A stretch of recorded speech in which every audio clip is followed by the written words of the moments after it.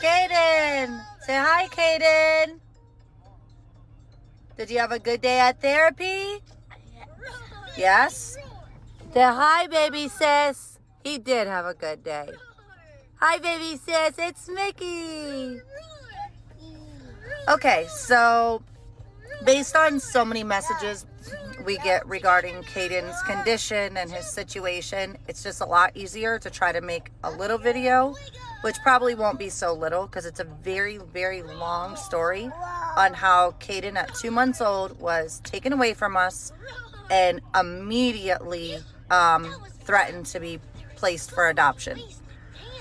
So the story goes, I found out I was pregnant very late term and he was born very early term. So there wasn't a whole lot of time of well care and pregnancy care as it is.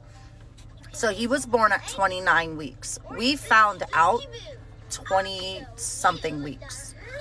So anyway, when he was born, he spent some time in the NICU. He thrived the entire time he was in the NICU. Maybe one rough night, excuse all the noise in the background. One rough night, his first night, but aside from that, he thrived the entire time. He was released, passed his car seat test, everything. He did phenomenal. So, first 2 weeks at home, slept great. He woke up for feedings only, not a fussy baby, just very, very, very easy, very calm. Well, long story short, one night we went to go put him to bed and we noticed a little hand twitch like this. It wasn't anything severe. We Googled and we saw it was pretty common for NICU babies to have some twitching. We put him to bed. He slept. He woke up. He ate. Put him back to sleep. Wasn't anything to be concerned with. We did notice the twitching a little bit here and there. So moving on to the next day, we started seeing the twitching get a little bit more like a pulse. And the concern came in when we gave him a baba and he refused it. So at that point, I contacted the doctor and they said, you know, it's probably not a concern because he is a preemie. However, just take him into the hospital. Just, you know, double check. He's a NICU grad. We take him in. We're in the triage and like it definitely does not seem serious because we had to wait forever. They saw the twitching. Just we're sitting and waiting. We finally get taken back after a pretty long wait. Once we're taken back, I'm like hunting the doctors down to come into our room. Like, hello, can somebody come look? He's twitching right now. Please come look. So finally, a doctor comes in and it's code 3 ambulance. Do you want to go to Palm Beach or Miami? What works best for you? And I said, well, I want him to go to whatever is the best. What's going on?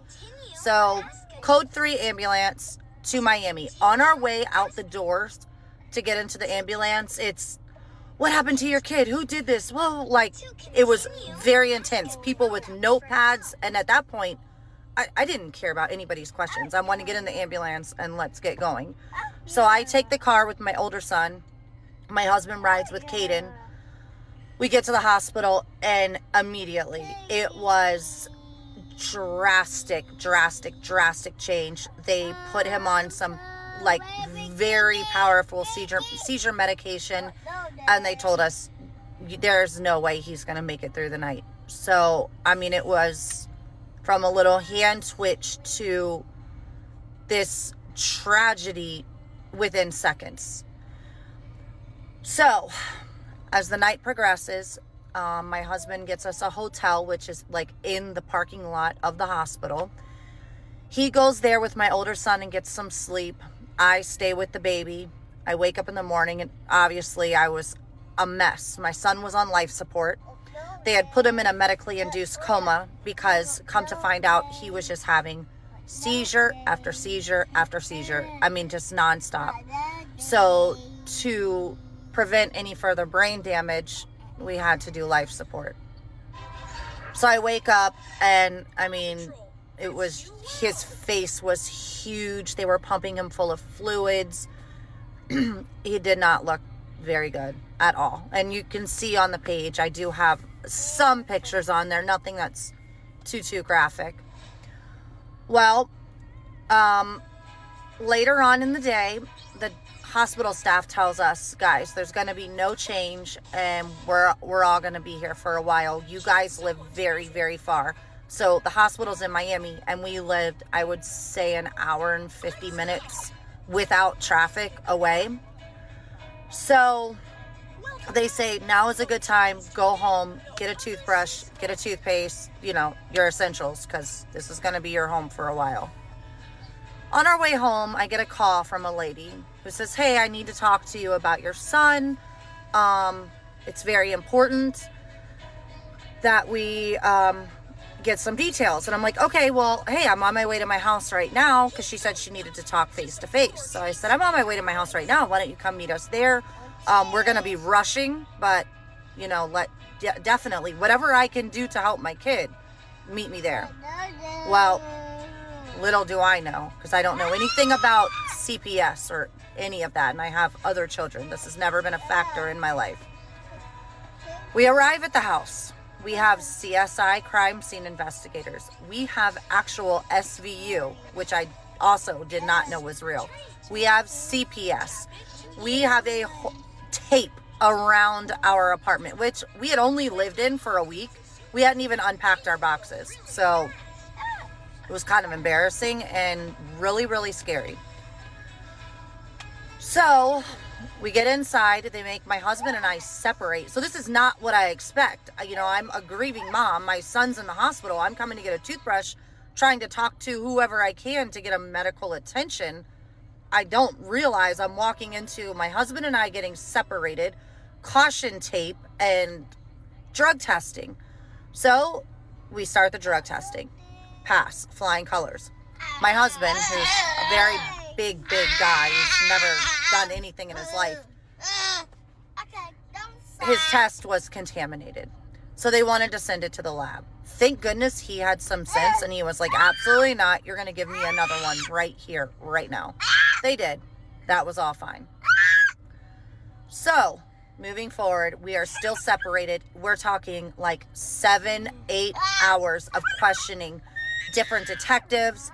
Detectives did shift change. Other detectives come in. Meanwhile, we are this far away from our son, who is on life support in Miami.